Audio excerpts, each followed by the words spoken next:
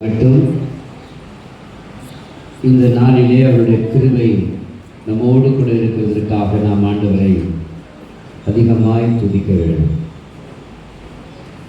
சத்தமாக ஒரு இடத்திலே சொல்லுவோமா?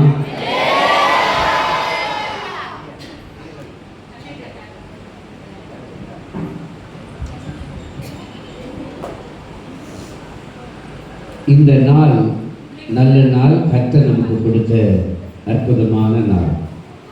இந்த நாளிலே அவருக்கு பிரியமானதை செய்து நடத்தும்படியாக கர்த்தர் நம்மை அபிஷேகித்து ஆசீர்வதிப்பாராக. அல்லேலூயா. 2 நாளாகமத்தினுடைய புத்தகம் 29வது அதிகாரம் 12வது வசனத்தை நாம் படிக்க கேட்போம். 2 நாளாகமம் 29:12.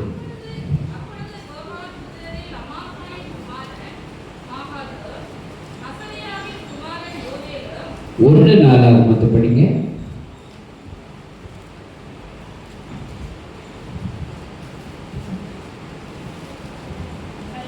ஐஸ்வர்யமும் கனமும் உம்மாலே வருகிறது. படிங்க. ஐஸ்வர்யமும் கனமும் உம்மாலே வருகிறது. தேவரீர் எல்லாவற்றையும் ஆளுகிறவர். உம்முடைய கரத்திலே சத்துவமும் வல்லமையும் உண்டு. எவரையும் மேன்மைப்படுத்தவும் பலப்படுத்தவும் உம்முடைய கரத்தினால் ஆகும். ஆமென். அருமையான ஒரு நல்ல ஒரு ஜெபம். இந்த ஜெபம் தான் நம்முடைய வாழ்க்கையில் அற்புதங்களை செய்கிறது. குறிப்பாக ஐஸ்வர்யமும் கனமும் உம்மாலே வருகிறது. தேவரீர் எல்லாவற்றையும் ஆளுகிறவர். உம்முடைய கரத்திலே சத்துவமும் வல்லமையும் உண்டு. எவரையும் மேன்மைப்படுத்தவும் பலப்படுத்தவும் உம்முடைய கரத்தினால் ஆகும். தேவனுடைய கரத்தினாலே எல்லாம் ஆகும். பலம் நம்முடைய வாழ்க்கையில், ஒரு நல்ல விசுவாசியினுடைய வாழ்க்கையில் பலம் எப்படி வருகிறது, ஒரு வல்லமை எப்படி வருகிறது, எப்படிப்பட்ட வல்லமையை கர்த்தர் எதிர்பார்க்கிறார், எப்படிப்பட்ட வல்லமையினாலே உங்களை நடத்த விரும்புகிறார் என்று வேத வசனங்கள் நமக்கு சொல்லும் பொழுது ஆண்டவருடைய சமூகத்தில் இதில் தெளிவாய் சொல்லுகிறது. உம்முடைய கரத்திலே சத்துவமும் வல்லமையும் உண்டு. தேவனுடைய கரத்திலே சத்துவமும் வல்லமையும் உண்டு. தேவனுடைய கரத்தில் இருக்கிற அந்த சத்துவம், பவர், வல்லமை அவரிடத்தில் இருக்கிறது உண்மை. அது நமக்குள்ளே எப்படி வருகிறது என்பதைத்தான் நாம் சிந்திக்க வேண்டும். நமக்குள்ளே அந்த வல்லமை எப்படி வருகிறது, அந்த வல்லமையினாலே நாம் எப்படி ஆசீர்வதிக்கப்படுகிறோம். சங்கீதக்காரன் 68வது அதிகாரம் 35வது வசனத்தில் சொல்லுகிறார் பாருங்கள்.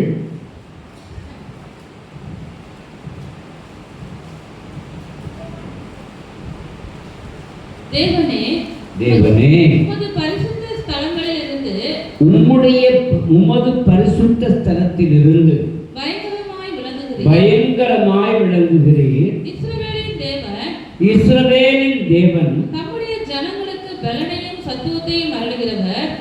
தம்முடைய ஜனங்களுக்கு பலனையும் சத்துவத்தையும் அருளுகிறவர். தேவனுக்கு ஸ்தோத்திரம் உண்டாவதாக.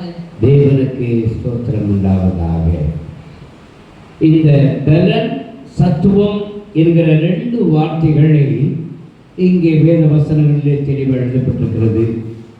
இந்த ஸ்ட்ரென்த் அண்ட் பவர்னு சொல்லிட்டு ஆங்கிலத்தில் அதில் வாசிக்கிறோம்.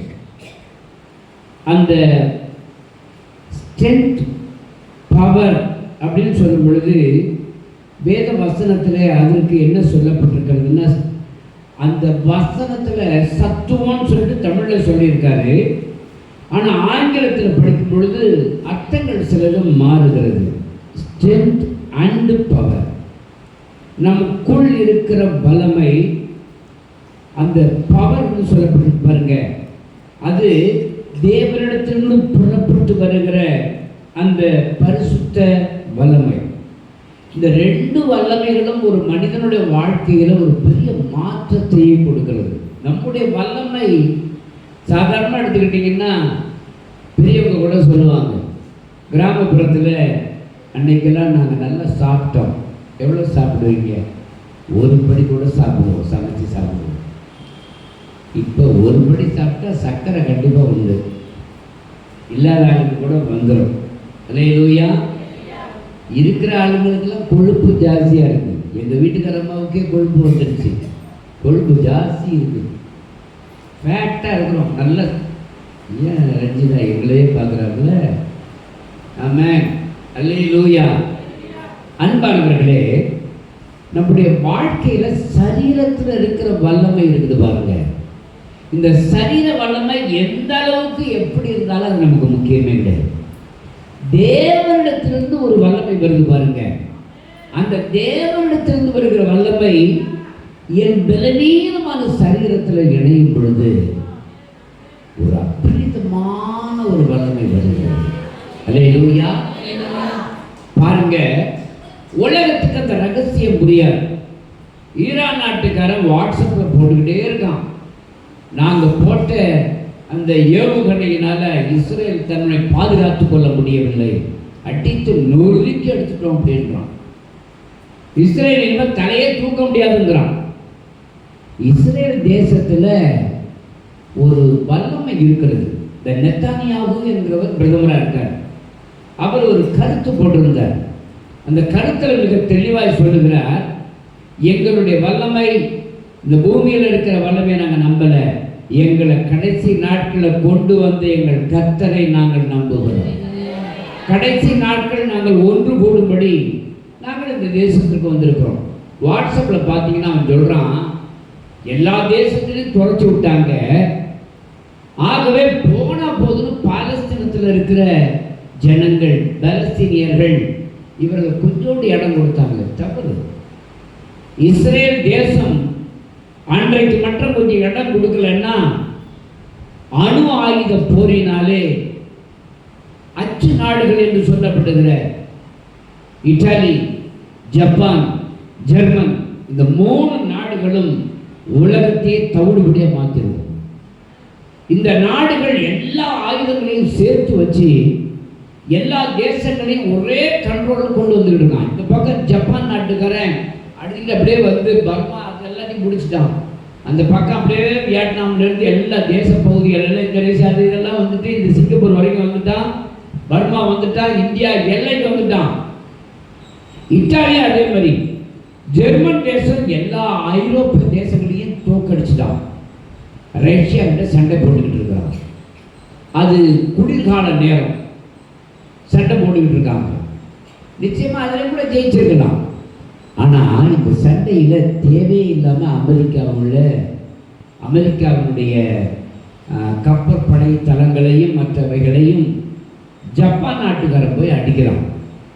அப்போ தான் அவன் என்ன பண்ணுறான், இந்த ஒரே வழி தான் இருக்குது, இவங்களை தோக்கடிக்கிறோன்னா உலகம் முழுவதும் ஒரே கண்ட்ரோலில் வந்துடும்.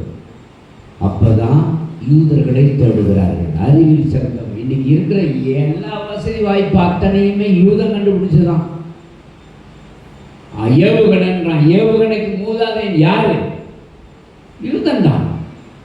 அப்ப அவனை ஜெயிச்சுட்டு ஒன்றும் சாதிக்க முடியாது. ரூதர் ஃபோர்டு என்கிற ஒரு அணு விஞ்ஞானி இடத்துல போய் சொல்லுகிறார்கள், அணுவை 2ஆ பொழந்தா அபரிதமான சக்தி வரும். அவர் கண்டுபிடிக்கிறார். அதற்கு அடுத்த கட்டமாக அணு ஆயுதங்களை நாங்கள் தயார் பண்ணி கொடுக்குறோம், அச்சு நாடுகளை நீங்கள் தோற்கடிக்கலாம். அப்படின்னா என்ன எங்களுக்கு என்ன செய்வீங்க, உங்களுக்கு நாங்கள் என்ன செய்யணும்? அன்னைக்கு யூதர்கள் எல்லாம் பிச்சைக்காரர்கள் இல்லை, உலகம் முழுவதும் மிக பயங்கரமான பணக்காரர்களாக இருந்தார்கள்.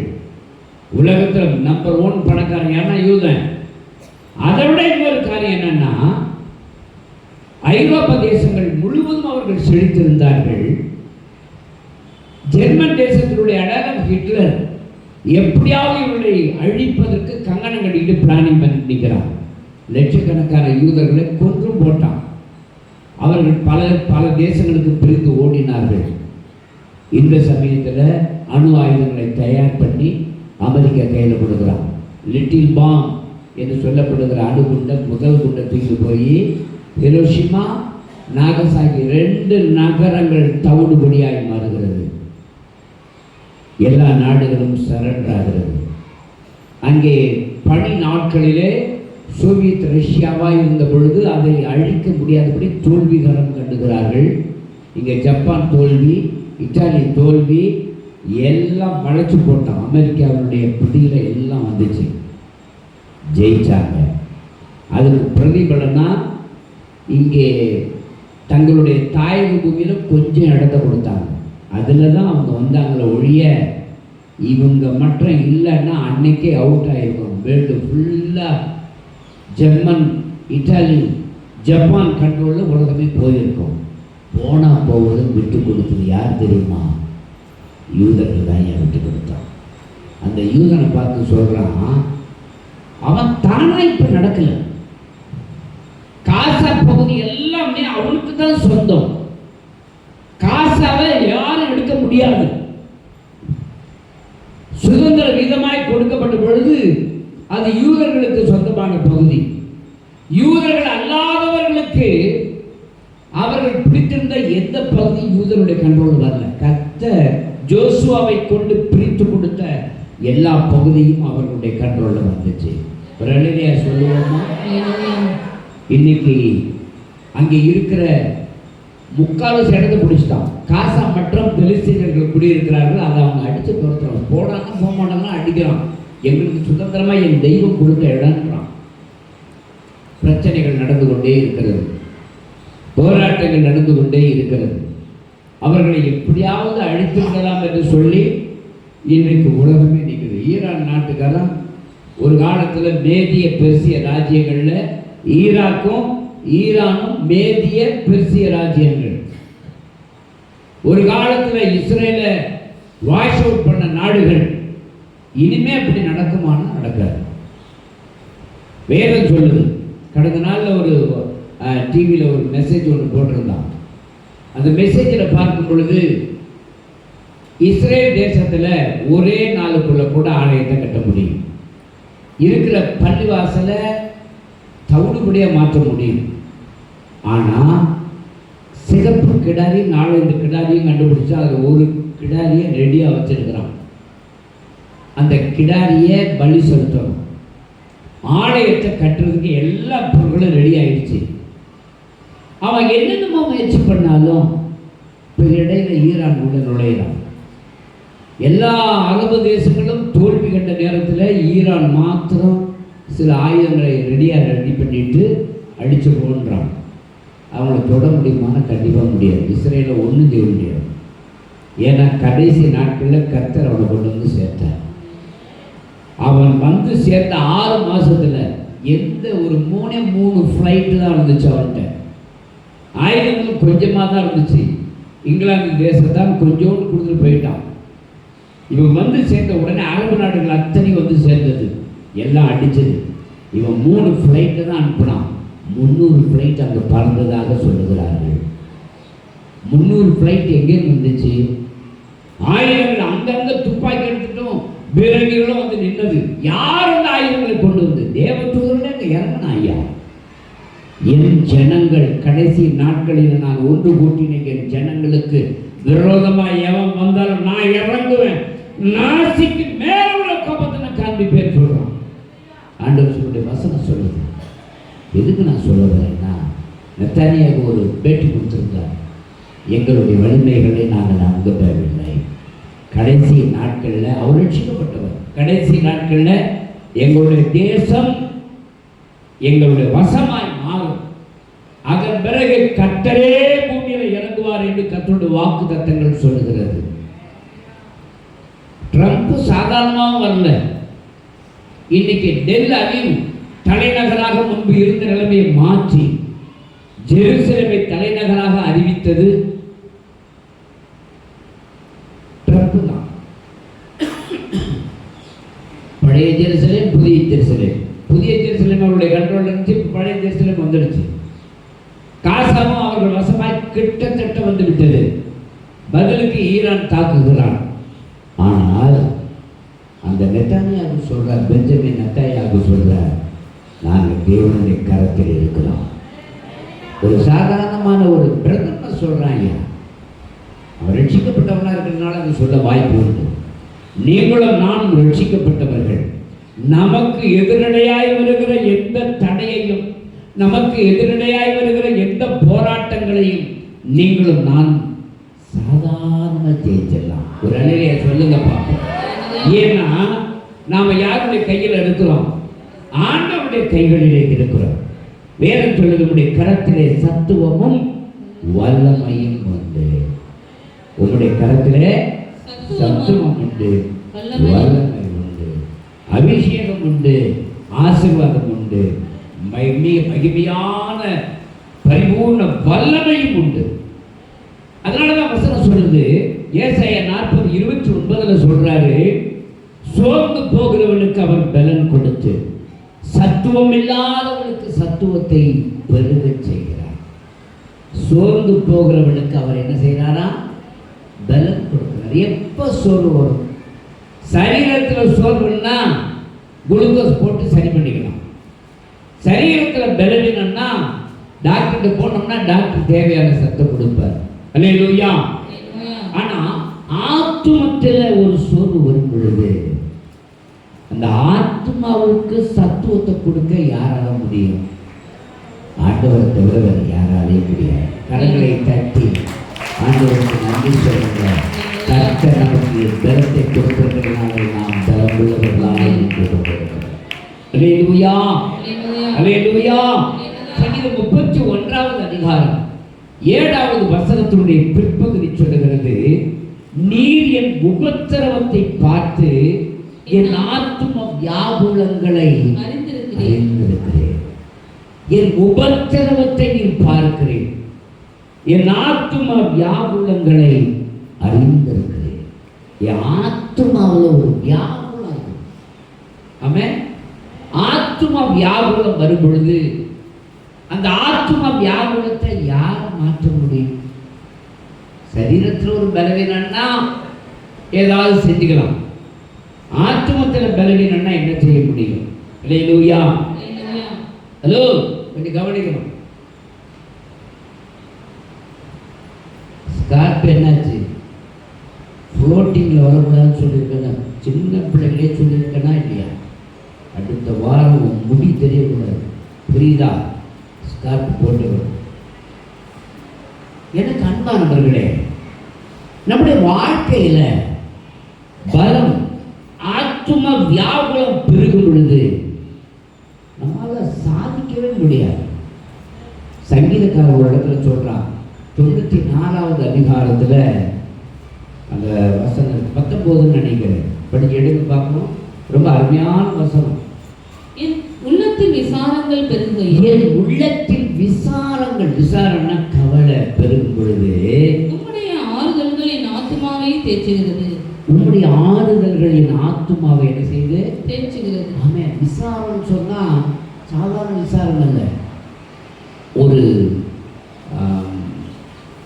இழந்து போன ஒரு பெரிய துக்கம், அதாவது ஒரு இழந்து போன ஒரு ஆசுவாசத்தை இழந்து போனது நிமித்தம் இருக்கிற விசாரம் இருக்க, அந்த கவலை இருக்க. இந்த கவலை என்னை விட்டு மாறணும்னா உங்களுடைய ஆறுதல்கள் தான் எனக்கு வேணும். அல்லேலூயா. 31:9 கூட சொல்லி பாருங்க, எனக்கு இறங்கும் கர்த்தாவே நான் நெருக்கப்படுகிறேன், துக்கத்தினால் என் கண்ணும் என் ஆத்துமாவும் என் வயிறும் கூட கருகி போயிற்று. 56:13 சொல்வது பிற்பகுதியில், நீர் என் ஆத்துமாவை மரணத்திற்கும் என் கால்களை இடரல்களுக்கும் தப்புவியாதிருப்பீரோ. 69:1 சொல்லுது, தேவனே என்னை ரட்சியும், வெள்ளங்கள் என் ஆத்துமா மட்டும் பெருகி வருகிறது. ஒரு மனிதனுடைய வாழ்க்கையில கவலைகள் பெருக ஆரம்பிக்கும் பொழுது அது அவனை மரணத்துக்கு நேராக கொண்டு போய் சேர்த்துவிடும். சூசைட் பண்ணிக்கிறாங்க. எப்படி சூசைட் பண்ணிக்கிறான்? இந்த உயிரை இழக்கிறதுக்கு அவனுக்கு என்ன சக்தி கிடைக்குது, இல்லை என்ன லாபம் இருக்குது? இதுக்கு பிறகு வாழ்வதை விட இருப்பதை விட இறப்பது நல்லதுங்கிற ஒரு நொடி பொழுதுல அவன் சிந்திக்கிறான் பாருங்க. அந்த சிந்தனை தான் தற்கொலையில் அவன் கொண்டு போய் விடுது.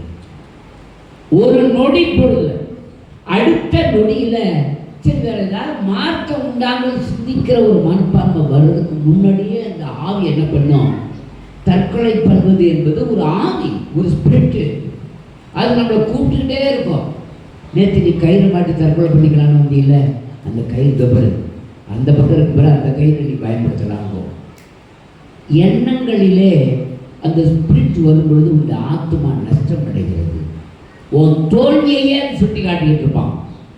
உன் ஆத்மத்தில் இருக்கிற புரண்டு போகிற வெள்ளம் போல வருகிற கட்டுகளை எல்லாம் பார்க்கும் பொழுது வேற வழி இல்லை, நான் தற்கொலை பண்ணிக்கிறது தான் நல்லதுன்னு நினைக்கக்கூடிய ஒரு அனுபவம் நமக்குள்ள வருகிறது. தோல்வியை சந்திக்கிறோம். என்ன பொறுத்த மட்டிலையும் இந்த லைட் எல்லாம் கண்டுபிடிச்சது யாரு? யாரு? Thomas Alva Edison. அவருடைய கண்டுபிடிப்புகளை நிறுத்தம் ஒரு பெட்டியையே, ரயில் பெட்டியையே அவருக்கு கொடுத்துருந்தாங்களாம். வீடு இல்லை, வாசல் இல்லை, பெரிய பெரிய நீங்க அவர் யார் இன்னொன்னு ஒரு ரயில் பெட்டியை கொடுத்துருந்தாங்களா. அந்த பெட்டியில தான் எல்லா கண்டுபிடிப்புகளையும் கண்டுபிடிச்சிக்கிட்டே இருந்தார். ஒரு சமயத்தில் அவர் கண்டுபிடித்து வைத்திருந்த எல்லா பேப்பர்ஸுகளும் ரெடியாக இருக்குது. ஏதோ ஒரு சிறு தவறு எல்லாமே எரிஞ்சு போச்சு. அப்போ அவர் உடைஞ்சு போகல, நொறுங்கி போகல. நான் என்னுடைய திட்டங்கள் எல்லாம் மாறி போகிறதுன்னு சொல்லிட்டு என்ன செய்யலை, இடையில ஆள் காணாமல் போகல. என்ன சொல்றீங்க? எப்படி நான் சொல்றது புரியுதா? இடையில அவர் காணாமல் போகல. நான் என்ன செய்யணும்னு நினைக்கிறேன்னா அதை செய்வேன் பாருங்க. அவர் சொன்னா தீர்மானம் பண்ணான், எரிஞ்சு போச்சு. நிறைய பழுதுகள் இருக்கிறது, அதனால தான் என் தேவன் அதை எரிச்சிட்டார். திரும்பவும் கண்டுபிடிக்கிறான். அதுக்கு பிறகு உருவானது தான் அநேக திட்டங்கள். ஆமென். நம்முடைய வாழ்க்கையில் நாம என்ன நினைக்கிறோமோ அதை சாதிக்க முடியலன்னு தோல்வி அடையக்கூடாது. அதை எப்படி ஜெயிக்கணும்னு நம்ம முற்படும் பொழுதுதான் கர்த்தர் நமக்கு வெற்றியை கொடுக்கிறார். ஆத்துமா தோல்வி அடைகிற பொழுது அந்த ஆத்தும தோல்வியை ஜெயமாய் எப்படி மாற்ற முடியும் அதை சிந்திக்கணும். ஒரு அல்லேலூயா சொல்லுங்க பார்க்கலாம். அல்லேலூயா, ஹல்லேலூயா. சங்கீதக்காரன் சொல்றான் 107வது அதிகாரம் 8வது வசனம், தவணமுள்ள ஆத்துமாவை கர்த்தர் திருப்தியாக்கி பசியுள்ள ஆத்துமாவை நன்மையினால் நிரப்புகிறார். தாகம் இருந்தா நிரப்புவார். எங்க அப்பா அடிக்கடி சொல்லுவாங்க, ஒரு குதிரைய 1000 பேர் சேர்த்து தூக்கிட்டு போய்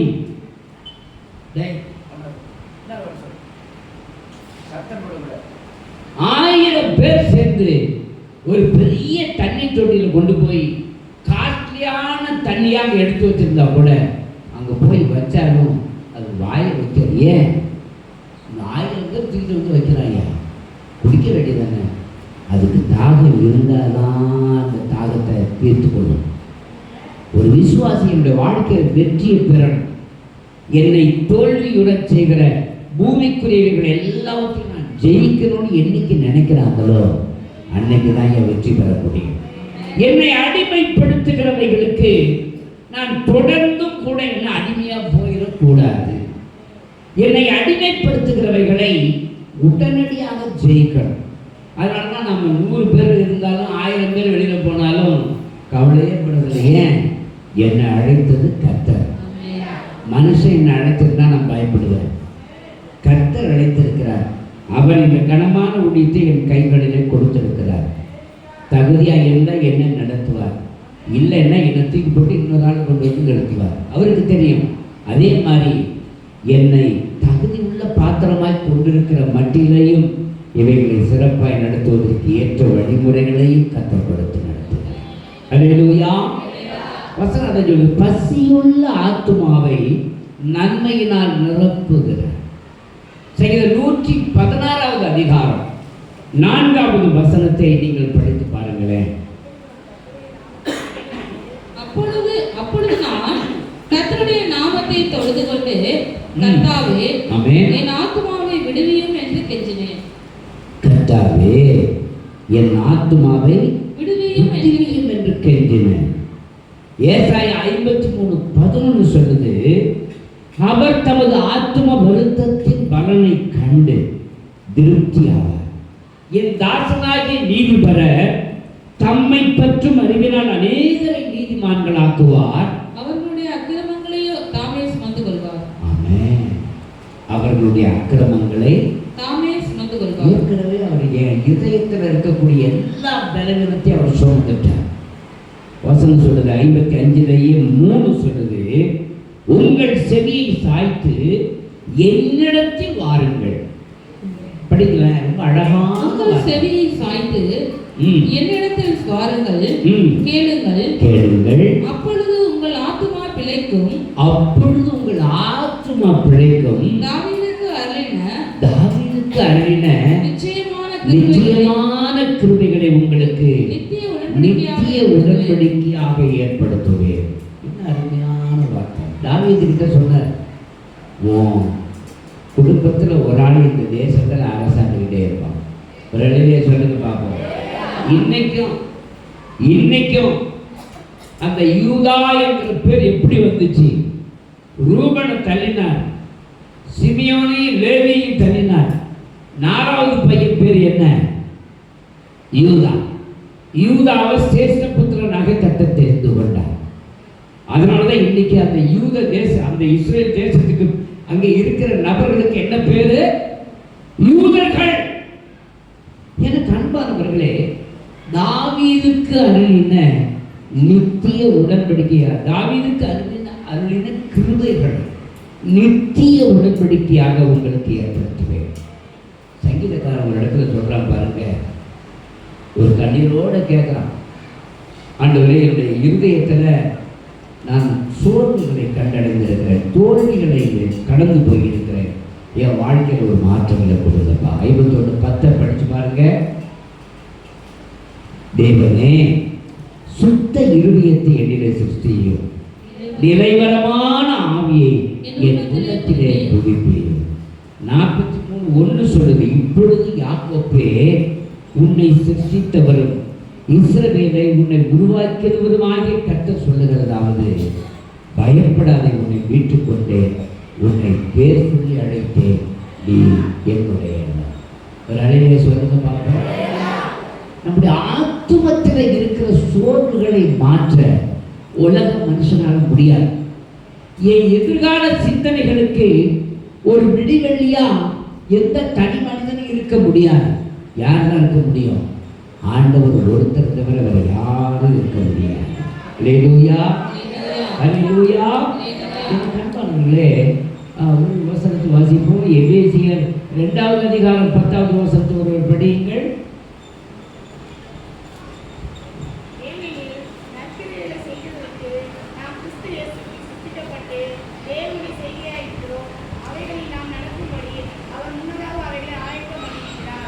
நற்கிரியைகளை செய்கிறதற்கு நாம் கிறிஸ்து இயேசுவுக்குள் சிருஷ்டிக்கப்பட்டு தேவனுடைய செய்கையாய் இருக்கிறோம்.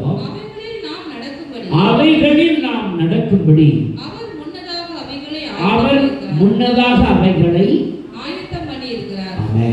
நாம் தேவனுடைய செய்கைகள், தேவனுடைய பாத்திரம், இப்படிப்பட்டவைகளில இன்னைக்கு நீங்க யதார்த்தமா ரட்சிக்கப்படல, யதார்த்தமா இந்த சபைக்கு வரல.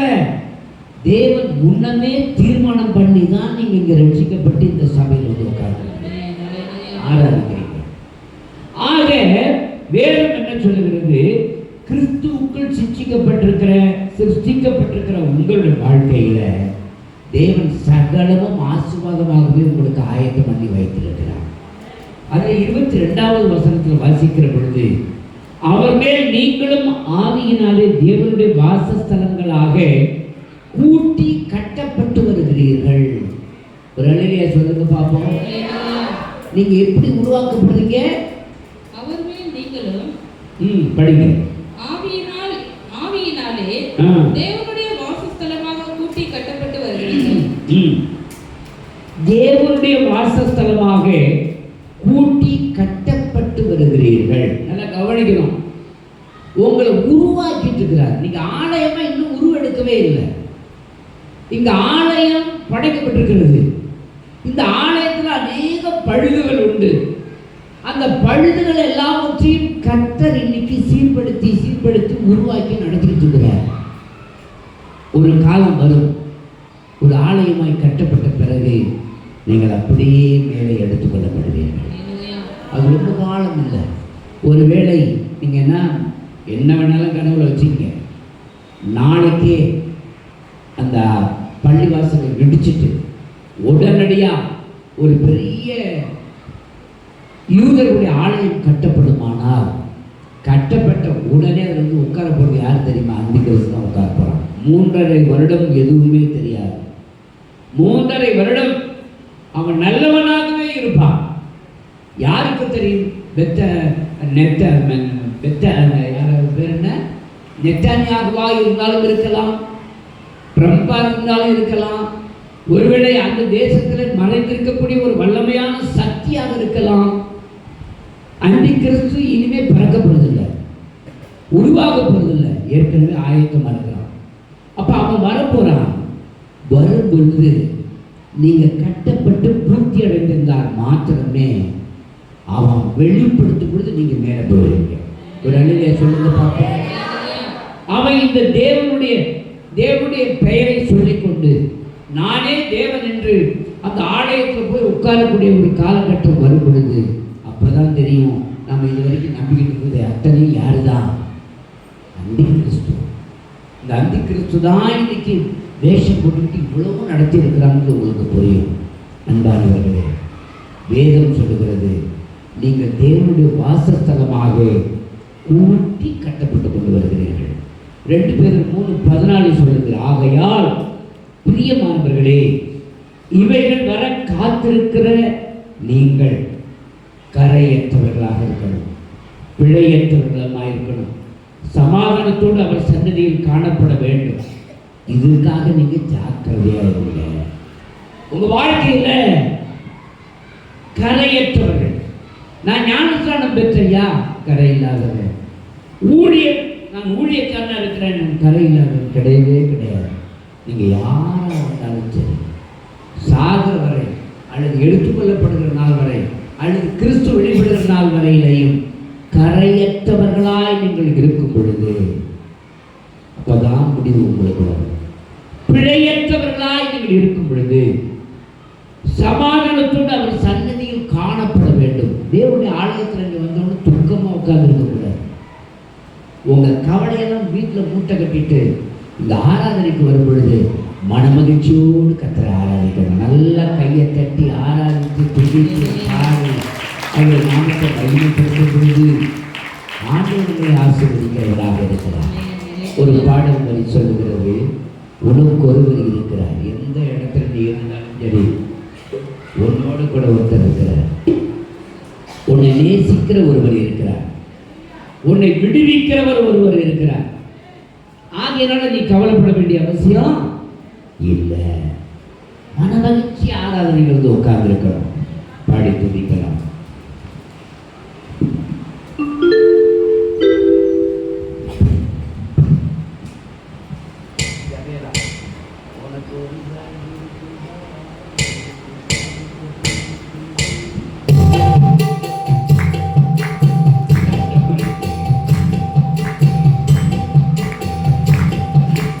உனக்கு ஒருவர் இருக்கிறார், உன்னை விசாரிக்க துடிக்கிறார், உன்னையும் பெண்ணையும் பேசு நேசிக்கிறார்.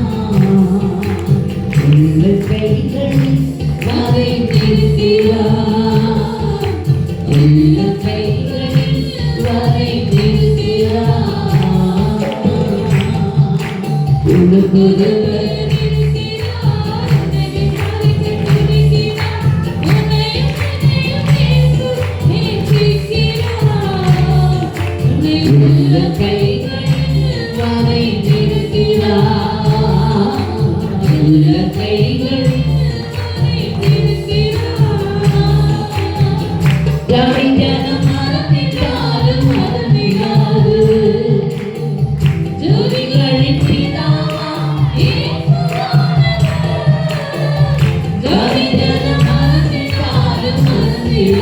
Yeah.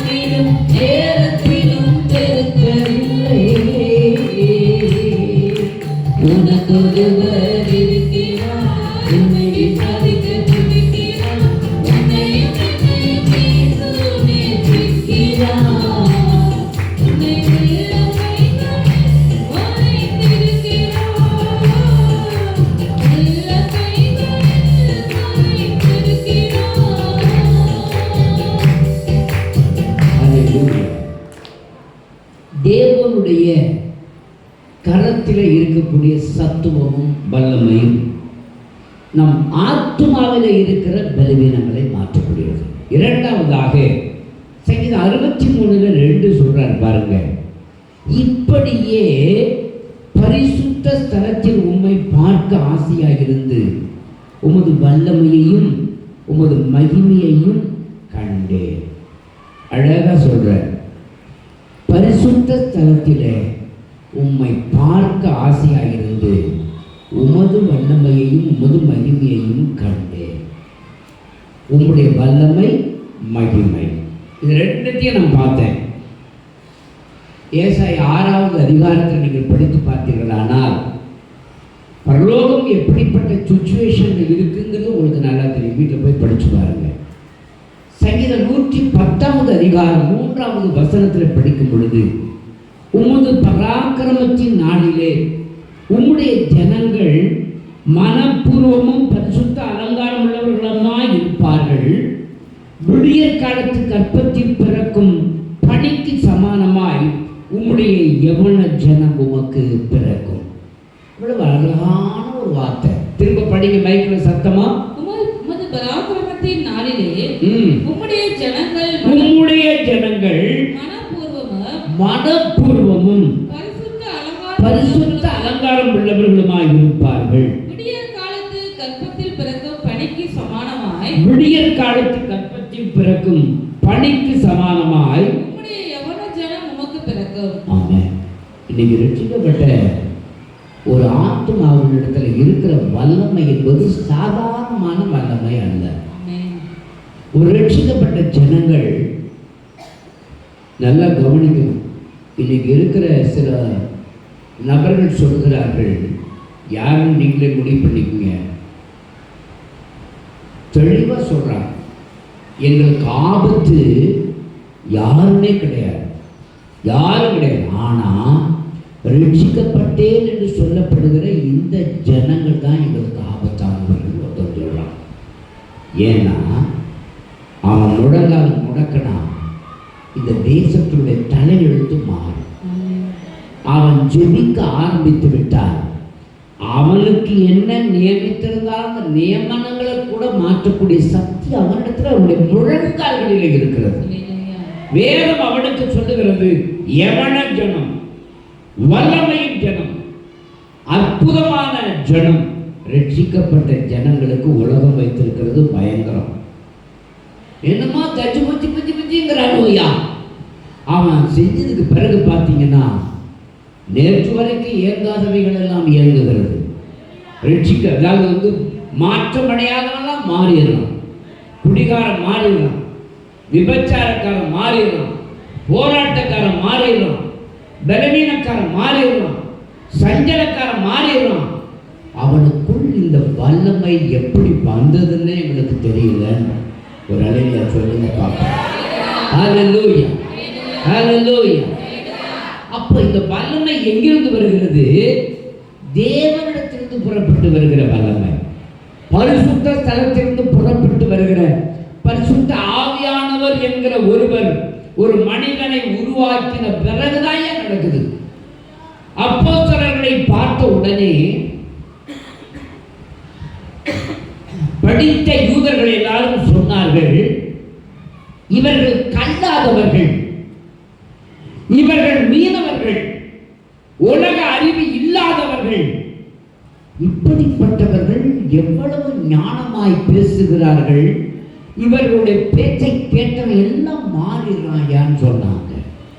அப்போஸ்தலர்கள் 11 பேர் எழுப்பி நின்று ஒரு சிறிய செய்தியை கொடுக்குறான். கிட்டத்தட்ட 3000 பேர் உடனே நாங்கள் ரட்சிக்கப்படுறதுக்கு என்ன செய்யணும்னு கேட்கிறோம். அப்போது படிக்காதவரிடத்திலே கிரியை செய்த வல்லமை எந்த வல்லமை? கல்லாதவனுக்கு கொடுக்கப்பட்ட கிருபை எந்த கிருபை? ஞானம் இல்லாதவனுக்கு ஞானத்தை கொடுத்தது எந்த கிருபை? பரிசுத்த ஆவியானவர் என்கிற வல்லமை. கரங்களை தட்டி ஆண்டவருக்கு நன்றி சொல்லுங்கள். உங்க வாழ்க்கையில நீங்க மாறணும்னு நினைச்சீங்கன்னா பரிசுத்த ஆவியானவர் உங்களுக்குள்ளே வர வேண்டும்.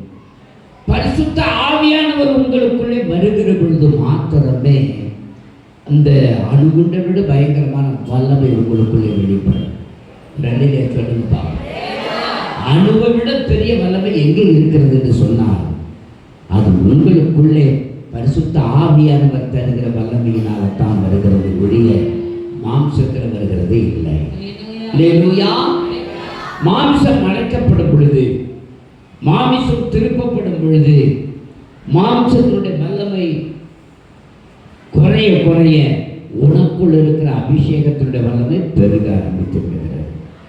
ஏசாயா 50வது அதிகாரம் 34வது வசனத்தை படிக்கும் பொழுது, அவர்களுடைய மீட்பரோவெனில் வல்லமை உள்ளவர், சேனைகளின் கர்த்தர் என்பவருடைய நாமம், தேசத்தை இளைப்பாற பண்ணுகிறதற்கு, பாபிலோன் குடிகளை தத்தளிக்க பண்ணுகிறதற்கும் அவருடைய வழக்கை அவர் நடத்துவார்.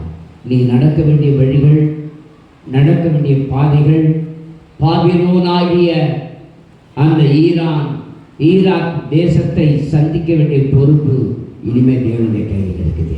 அல்லேலூயா. அவர்களுடைய மீட்பரோவெனில் வல்லமை உள்ளவர், சேனைகளின் கர்த்தர் என்பது அவருடைய நாமம். அவருக்கு இன்னொரு பேர் என்ன பேரு? சேனைகளின் கர்த்தர். இஸ்ரேல் தேசத்தில் இஸ்ரேல் உருவாக்கப்பட்ட பொழுது ஒரு சில ஆயுதங்களே இருந்தது என்று நான் உங்களிடத்தில் சொன்னேன். அந்த ஆயுதங்கள் அனைத்தையும் யார் மிஞ்சி கொடுத்தது? பரிசுத்த ஆவியானவர் அவர்களிடத்தில் உத்தரவாதமாய் கொடுத்த வாக்கு தத்தங்கள் அவர்களை நடத்திற்று.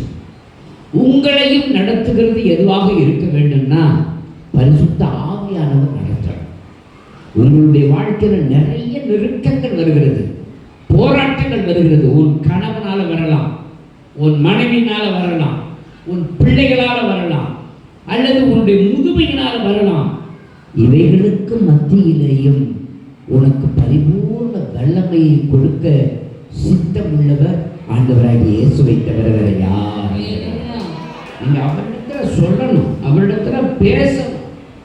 அதனாலதான் ஓசியா தீர்க்கதரிசியின் புத்தகம் 13வது அதிகாரம் 14வது வசனத்தில் அவர் சொல்றாரு, அவர்களை நான் பாதாளத்தின் வல்லமைக்கு மீட்பேன், அவர்களை மரணத்திற்கு நீங்களாக்கி விடுவிப்பேன். மரணமே உன் வாதைகள் எங்கே? பாதாளமே உன் சங்காரம் எங்கே? மனமாறுதல் என் கண்களுக்கு மறைவானதாக இருக்கும். ஆமென். மனமாறுதல் என் கண்களுக்கு மறைவானதாக இருக்கும். நான் ஒரு முடிவு எடுத்துட்டேன்னா அதுதான் ஐயா, அது பிறகு நான் மாற மாட்டேன். உன்னை ஆசீர்வதிக்கணும்னு நான் பிளானிங் பண்ணிட்டு யாரும் மாற்ற முடியும். எவ்வளவு குழப்பம் வரட்டுமே, உன் வாழ்க்கையில் இடையில நிறைய தடுமாற்றங்கள் வந்திருக்கட்டுமே, அதெல்லாம் ஆண்டவர் கவனிக்காம என்னை கவனிப்பார். ஆனா அதுக்காக உன்னை கைவிடுகிறவர் அல்ல. நீ தடுமாறிட்ட, இதுக்கு பிறகு என்னால எப்படி நிற்க முடியும்னு நினைக்கிற. ஆனா கர்த்தருடைய வசனம் சொல்லுது, மரணமே உன் வாதைகள் எங்கே? படிங்க. மரணமே உன் வாதைகள் எங்கே? பாதாளமே சங்காரம் எங்கே? உன் சங்காரம் என் பிள்ளைகளை தொட முடியாது. ஏன்னா என் பிள்ளைகளை நான் என் கையில் கரத்தில் வைத்திருக்கிறேன், என் சிந்தனையில் வச்சிருக்கிறேன், என் வல்லமையினால மூடி வச்சிருக்கிறேன். ஒரு அழகிய சொல்லுங்க பாப்பா. டிவியில் ஒரு நிகழ்ச்சியை பார்த்தேன். ஒரு மான், வலிமையான மான், சாதாரணமா 2-3 சிறுத்தைகள் சேர்ந்து அதை ஈஸியாக கொன்னுடுச்சு. அதே சமயத்தில் இன்னொரு மான் தன் குட்டியோடு போயிட்டு இருக்கு. அந்த குட்டியை பயங்கரமான சிங்கங்கள் பிடிச்சிருச்சு, 2 சிங்கங்கள் பிடிச்சிருச்சு. அப்ப ஓடிக்கிட்டு இருக்கிற அந்த தாய் மான் அப்படியே நின்றுடுச்சு. நின்றுட்டு திரும்பி வந்து மூர்க்கமா தாக்குது. தான் உயிருக்கு பிரச்சனை வந்தப்ப விட்டு கொடுத்துருச்சு. சாப்பிட தான் குட்டிக்கு ஒரு பிரச்சனை வந்த பொழுது எதிர்த்து நின்று அதை அடிச்சு துவம்சம் பண்ணி துரத்தி அடிக்குது. எங்கிருந்து வந்துச்சு அந்த வல்லமை? தாய்மை, அம்மா, தகப்பன் என்கிற ஸ்தானம் அவைகளிலே நடத்துகிறது. ஆண்டவர் தன்னுடைய ஜீவன் போகக்கூடிய ஒரு கண்டிஷன் வந்தப்ப விட்டு கொடுத்தார். எல்லா பிள்ளைகளுக்காக இருக்கட்டும் விட்டு கொடுத்துட்டார். அதே சமயத்தில் உனக்கு நீயும் தடுமாறிட்டு அல்லது உன்னை அழிக்கணும்னு அவன் நினைக்கிறப்ப அதை ஆண்டவர் விட்டு கொடுக்கவே இல்லை, எதிர்த்து நிற்க ஆரம்பிச்சுட்டாரு. அல்லேலூயா. போ என் பிள்ளைகளை தொட்ட தவிடுபடியா மாத்திருவேன். அல்லேலூயா, அல்லேலூயா. அதெல்லாம் செப்பனியா 3:17 சொல்றாரு, உன் தேவனாகிய கர்த்தர் உன் நடுவில் இருக்கிறார், அவர் வல்லமையில் அவர் ரட்சிப்பார், அவர் உன் பேரில் சந்தோஷமாய் மகிழ்ந்து தம்முடைய அன்பின் நிமித்தம் வந்திருப்பார், அவர் உன் பேரில் கம்பீரமாய் களி கூறுவார். என்ன அழகான வார்த்தை. நீ நல்லா இருக்கிறத பார்த்தா அவருக்கு சந்தோஷம், நீ உடஞ்சிட்டின்னா அவர் உடஞ்சிடுவார். அவர் ஜெயிச்சதுக்கு என்ன காரணம்? நீ நல்லா இருக்கணுங்கிறதுக்காக தான் சிலுவையில் அவர் உயிரோடு எழுப்பினார். அல்லேலூயா. தேவ தூதர்களுக்கு அதான் கடுப்பு, பிசாசுக்கு அதான் கடுப்பு. பிசாசு அவன் நினைச்சது என்னன்னா, ஒரு சின்ன தப்பு தானே செய்ய போறேன், என்னையும் மன்னிப்பார்னு நினைச்சான். நான் ஆண்டவருக்கு மேல சிங்காசனத்தை அமைச்சு கொள்வேன், நான் ஒரு பெரிய ராஜ்யத்தை உண்டாக்குவேன், அவனை தள்ளினார். அவன் அதுக்கு பிறகு பிசாசா மாறினான். தேவ தூதர்களை ஒரு கூட்டம் அப்படியே பிசாசா மாறிடுச்சு. ஆண்டவர் எதை செஞ்சாலும் எதிர்பார்ப்பா செய்ய ஆரம்பிச்சிருச்சு. ஆனா இந்த மனிதர்கள், தன்னை போலவே படைத்த மனிதர்கள் தவறுகிற பட்சத்தில் அவனை விட்டு கொடுத்து காப்பாற்றி தான் இருக்கக்கூடிய இடத்துல வந்து உட்கார வைக்கிறார் பாருங்க. அதை விட சிறந்த அன்பு உலகத்துக்கு எது? தேவ தூதர்களை தள்ளிட்டாரு. யாரை தள்ளல? மனிதர்களாகிய உங்களையும் என்னையும் அவர் தள்ளவே. எபேசியர் 1:20 சொல்லுது, எல்லா துரைத்தனத்திற்கும் அதிகாரத்திற்கும் வல்லமைக்கும் கர்த்தத்துவத்திற்கும் இம்மையில் மாத்திரமல்ல மறுமையிலும் பேர் பெற்றிருக்கும் எல்லா நாமத்திற்கும் மேலாய் அவர் உயரத்தக்கதாக அவரை உன்னதங்களில் தம்முடைய வலது வருஷத்தில் உட்காரும்படி செய்து எல்லாவற்றையும் அவருடைய பாதங்களுக்கு கீழ்ப்படுத்தி எல்லாவற்றிலும் நிரப்புகளுடைய நிறைவாகி சரீரமான சபைக்கு அவரை எல்லாவற்றுக்கும் மேலான தலையாக தந்தருளினார். எல்லா அதிகாரம் பெற்ற தேவன் பிதா தனக்கு பக்கத்திலே உயர்த்தி வச்சிருக்கிறார். அவருக்கு மேல எதுவுமே கிடையாது. அப்படிப்பட்டவரை குமாரன் என்ன பண்ணாரா? இந்த சபைக்கு தலைவராக தான் இருக்கிறத போதும் நினைச்சார். ஒரு அழகிய சொல்லுங்க பார்ப்போம். இந்த சபை தேவனுடைய ஆத்மாக்கள், தேவனை போல உருவாக்கப்பட்டவர்கள். இயேசு எப்படி இருப்பார்னு சொன்னா உங்களையும் என்னையும் தான் தேவன் சொல்வார். ஏன்னா அவரை மாதிரியே மூக்க படைச்சார், அவரை மாதிரியே தலைமுடி, அவரை மாதிரியே கைகள், அவரை மாதிரியே கால்கள். தேவன் எப்படி என்பதற்கு நீங்க தான் நானும் தான் உதாரணம். நாம எல்லாரும் சேர்ந்து உதாரணமா இல்லை நாங்க மட்டும் உதாரணமா? சொல்லுங்க பார்ப்போம். யார் உதாரணம்? சொல்லுங்க. நீங்களா நாங்களா? யார் மாதிரி அவர் இருக்கிறார் சொல்லுங்க. யார்? எல்லாரும் மாதிரி. என்ன மாதிரியே ஆண்டவர் படைச்சார் தெரியுமா உங்களுக்கு? எங்களை மாதிரியே தான் ஆண்டவர் படைச்சார். இந்த அம்மா மாதிரி இல்லை, எங்களை மாதிரியே படைச்சார். படைச்சது மாத்திரம் அல்ல, அடுத்து ஒரு காரியத்தை பண்ணார். சபை என்கிற ஒரு ஸ்தானத்தில் வரும் பொழுது அங்கே ஒரு வார்த்தை ஆண்டவர் விட்டார். என்ன விட்டாரு? சபையில் ஆண் என்றும் இல்லை, பெண் என்றும் இல்லை. அது ஒன்று தான். ஒரு அழிய சொல்லுங்க, ரெண்டு இல்லை, ஒன்று தான். அப்ப அந்த சபைக்கு தலைவராக யார் ஆண்டவர் படைச்சாரு? கிறிஸ்துவை படைத்திருக்கிறார். ஒரு அழிய சொல்லுவோம். சபைக்கு தலைவராக யார் இருக்கிறார்? கிறிஸ்து இருக்கிறார். அல்லேலூயா.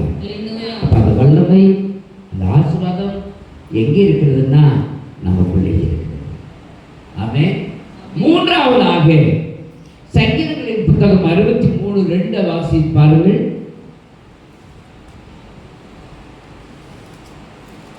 இல்லை இல்லை. நாலாவதாக எபேசியர் 6:10.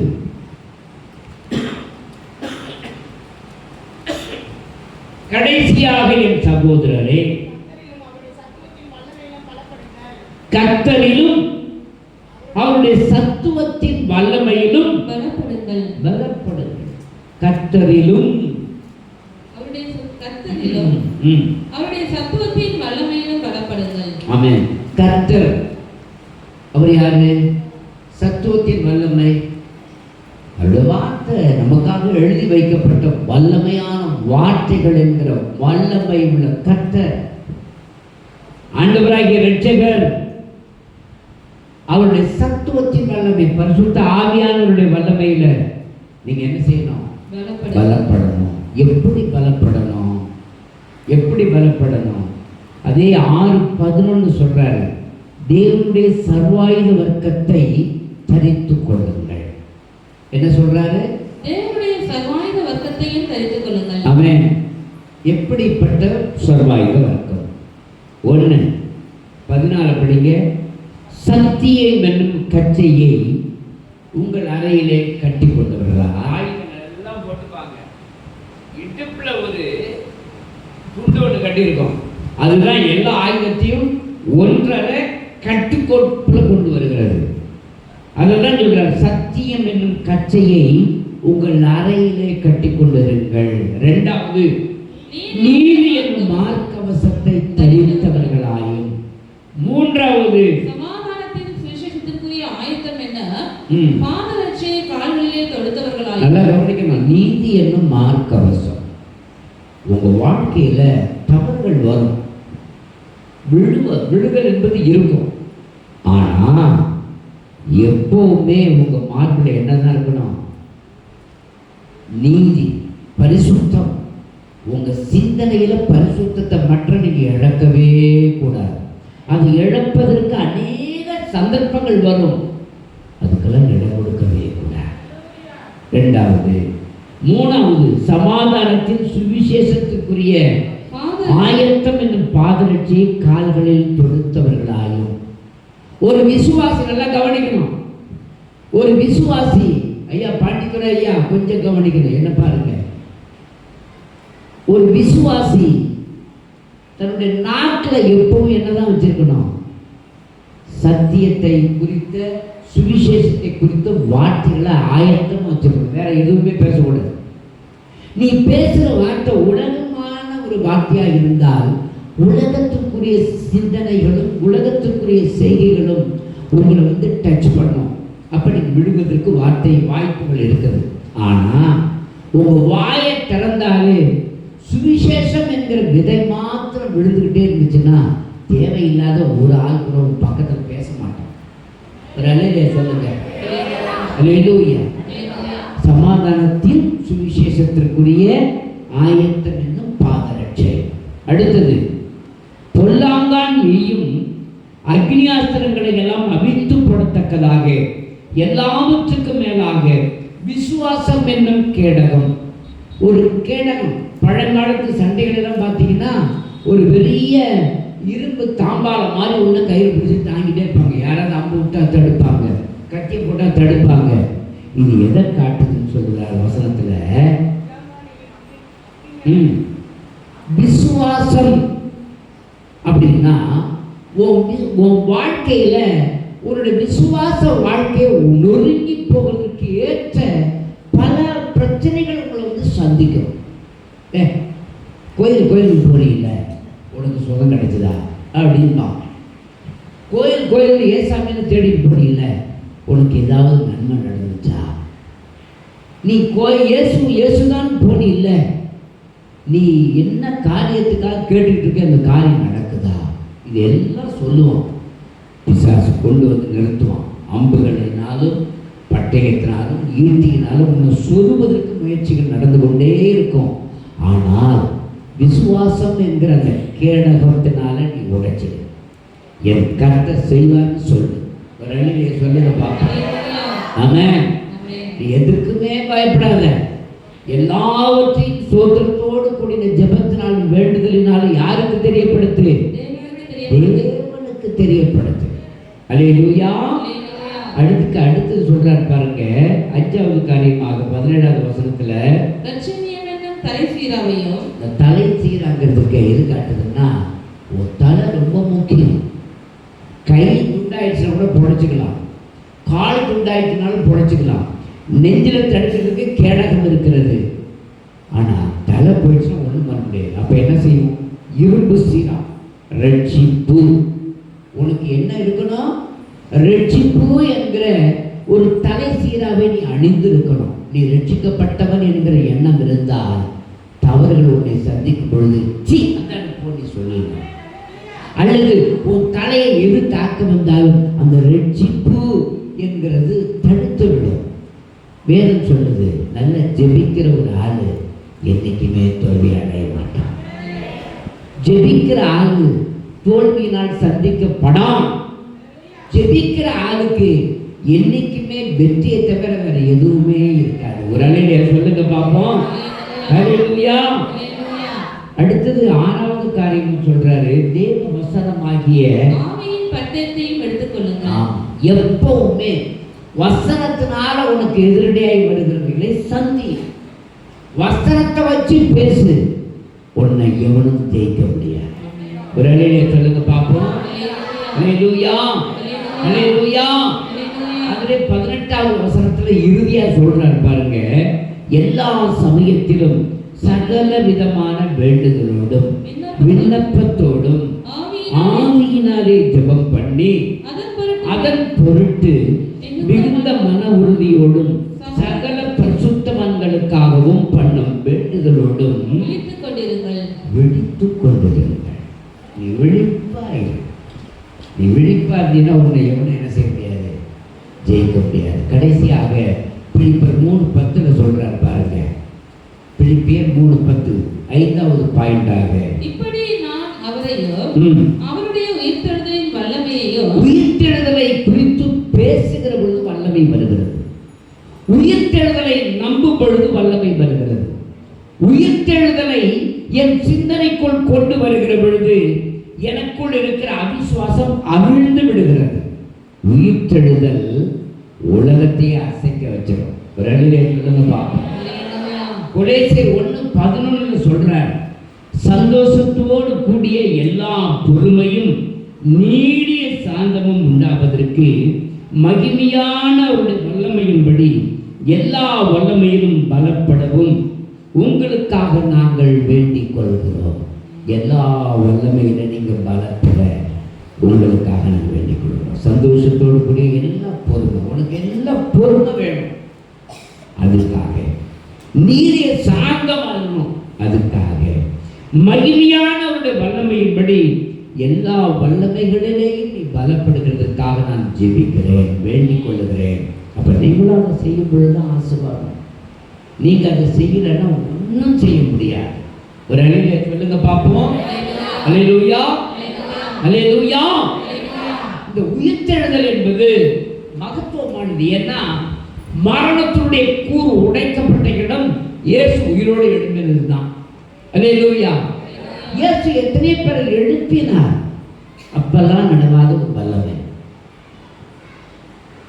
லாசரு உயிரோடு எழுப்பினார், சிறு பெண்ணை உயிரோடு எழுப்பினார், நாயிபூர் விதவையின் பிள்ளை எழுப்பினார்.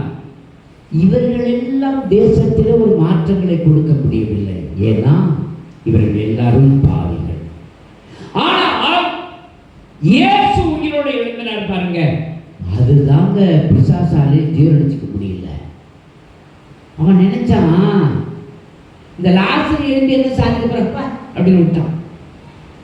சிறு பெண் எழுந்து என்ன செய்ய போறா விட்டான். அடுத்ததாக நாயிபூர் விதவையின் மகன் எழுப்பின பொழுதும் விட்டான். இயேசு எழுப்புனது அவனால் ஜீரணிச்சுக்க முடியல. மனுஷகுமாரனாகிய தேவன் மனுஷனாக பூமியில வந்து பிறந்து வாழ்ந்து மரணத்தை ஜெயிச்சிட்டார். அப்புறம் அவர் கொண்டது தப்பா? அப்பதான் அவனுக்கு லேட்டா புரியுது. இந்த இயேசுவை கொண்டதனாலதான் சகலரும் உயிர்ப்பிக்கப்படுகிறார்கள். இயேசுவை கொண்டதனால அவருடைய பரிசுத்த ரத்தம், சாதாரண ரத்தம் இல்லை. உன் உடம்புல என் உடம்புல முன்னாடி ஓடிக்கிட்டு அசுத்த ரத்தம். இப்ப இயேசு ரத்தத்தினால நாம் கழுவப்பட்டிருக்கிறோம், அது அடுத்த கட்டம். ஆனா இதுக்கு முன்னால நான் ஒரு பாவிகள் உயிர்ப்பிக்கப்பட்டதுக்கு மரணம் உண்டு. ஆனா பரிசுத்தராகி இயேசு உயிரோடு எழும்பினதுக்கு பிறகு பெரிய மாற்றம். ஒரு அழிலே சொல்லுங்க பார்ப்போம்.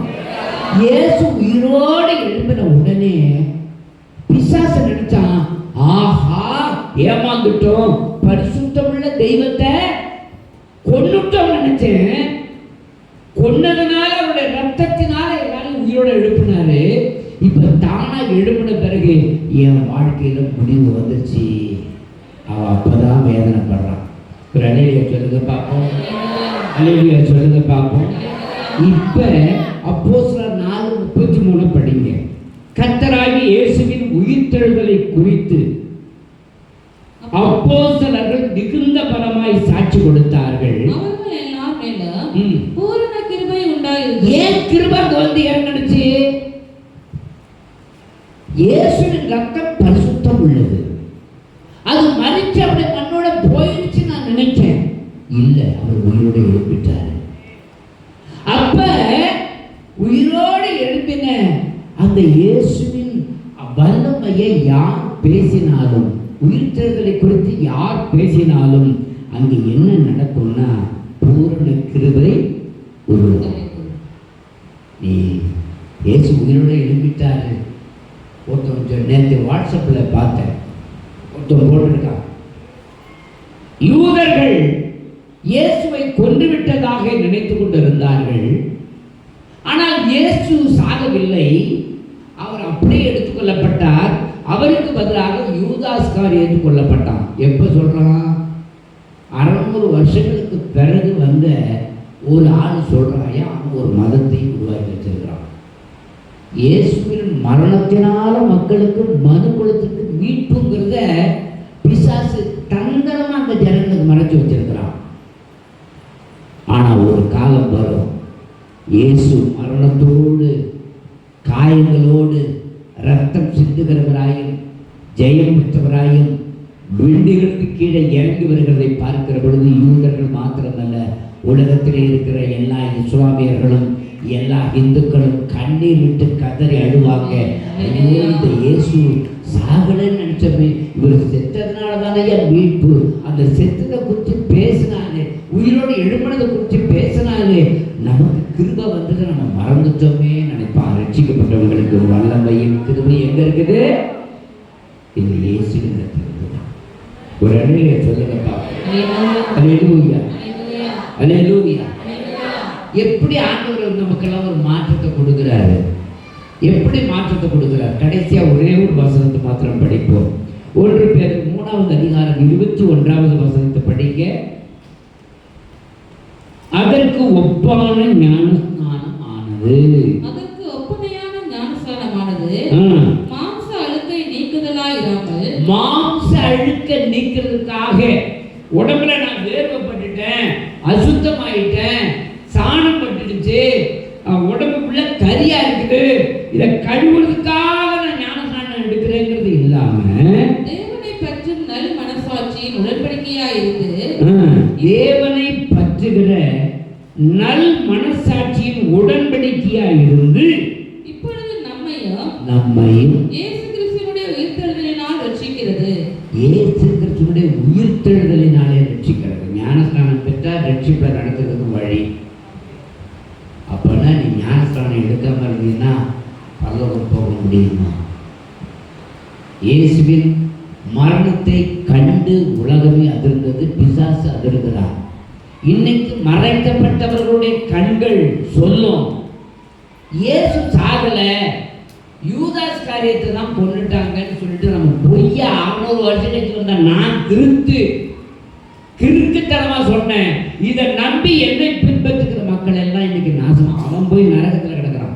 அவனை பின்பற்றுகிறவங்கெல்லாம் இன்னைக்கு வேதனைப்பட்டுக் கொண்டிருக்கிறார்கள். இயேசு வரும்பொழுது தெரியும், இந்த இயேசுவை நம்பாததுனால எனக்கும் மோசம் இல்லை, எனக்கு மோட்சம் இல்லை, மோசம்தான் வந்திருக்குது. அந்த நிலைமை சபைக்கு வரணும், சபை ரட்சிக்கப்படணும், ஞானஸ்நானம் பெறணும், பரிசுத்த ஆவியானுடைய அபிஷேகத்தை பெறணும். வல்லமைக்கு சாட்சி அவரையே பின்பற்றணும். அப்பதான் நமக்கு மோட்சம். ஒரு அழிலே சொல்லுங்க பார்ப்போம். அப்படிப்பட்ட தன்மைகளிலே சபையை நடத்துவதற்காகத்தான் கர்த்தர் தன்னுடைய வல்லமை பூமியிலே அனுப்பினார். ஒரு அழிலே சொல்லுங்க பார்ப்போம். அந்த வல்லமையை பெற்றிருக்கிற நீங்களும் நானும் தோல்வி அடைய மாட்டோம். மாறாக ஆச்சரியமான வல்லமையை பெற்றுக்கொள்வோம். எத்தனை பேர் நம்புறீங்க? அவருடைய கையில் கொடுப்போமா? அப்படியே முழங்காற்படிங்க. ஒருவேளை நீங்கள் என்னென்ன காரியத்தில் தோல்வி அடைஞ்சிருக்கீங்களோ தெரியாது. நீங்கள் என்ன எதிர்பார்ப்போடு இங்கே வந்திருக்கீங்கிறது எனக்கு தெரியாது. ஆனால் கர்த்தருக்கு தெரியும். நீ என்னென்ன காரியத்தை விரும்புகிறாயோ அத்தனை காரியத்தையும் கர்த்தரே நிறைவேற்ற போதுமானவராக இருக்கிறார். அல்லேலூயா. அத்தனை காரியங்களையும் பூர்த்தி அடைய செய்கிற தேவன் நம் நடுவில் இருக்கிறார். ஆகவே நாம் பயப்பட வேண்டிய அவசியம் இல்லை. அல்லேலூயா.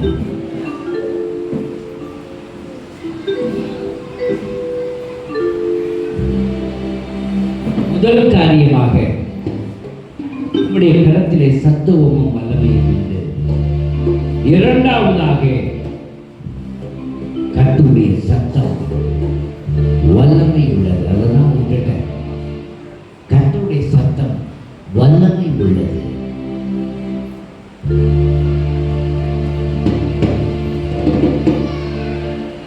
ஆபிரகாமை பார்த்த அந்த சத்தம் தான் நடந்துச்சு.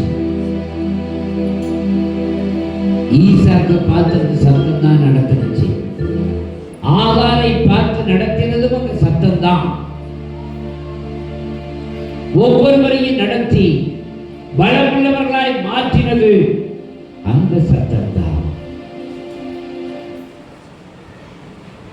இஸ்ரவேலை யாக்கோபு இஸ்ரவேலாய் மாற்றினது அந்த சத்தம் தான். யோசேப்பை அந்த சத்தமே மாற்றிச்சு. உங்க வாழ்க்கை மாற்றக்கூடியது அந்த சத்தம் தான். அந்த சத்தத்துக்கு நேரம்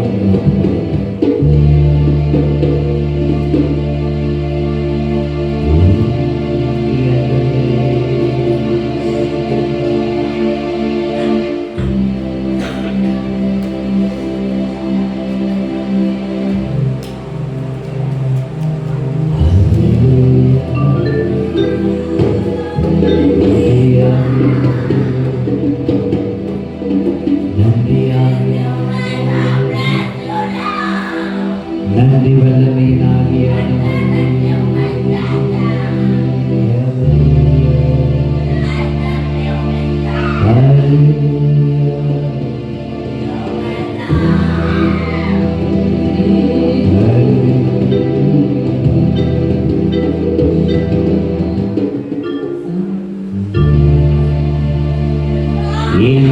எனக்கு இல்லாமல் போனாலும் உன் கிருபை எனக்கு போதுமையா. என்னை எனக்கு இல்லாமல் போனாலும் உன் கிருபை எனக்கு போதுமையா. அன்னதனியாக இல்லாமல் போனாலும் எனக்கு போதுமையா.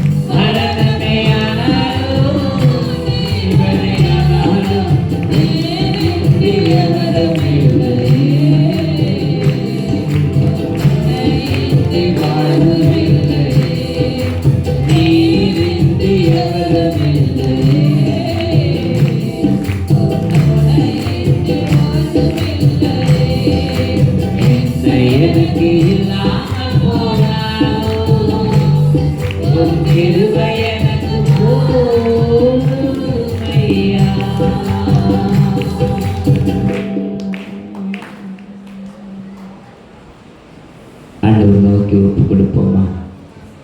உங்களுடைய கிருபை என்னை தாங்கட்டும், உங்களுடைய தயவு என்னை தாங்கட்டும், உங்களுடைய இரக்கம் என்னை தாங்கட்டும்.